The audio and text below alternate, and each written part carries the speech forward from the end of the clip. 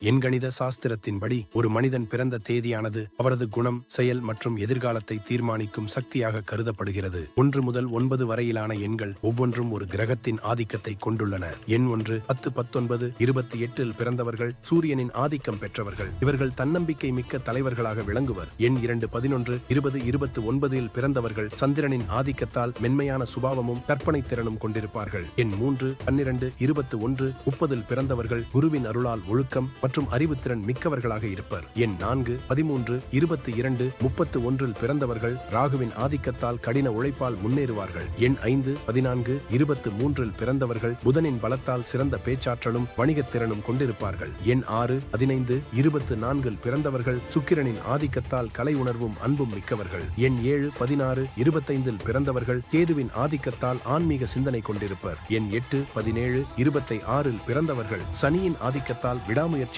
போராடி வெல்வார்கள். எண் 9, 18, 27 பிறந்தவர்கள் செவ்வாயின் ஆதிக்கத்தால் மிகுந்த துணிச்சல் கொண்டிருப்பார்கள். நீங்க எந்த நாள் பிறந்தீங்கன்னு கமெண்ட்ல சொல்லுங்க.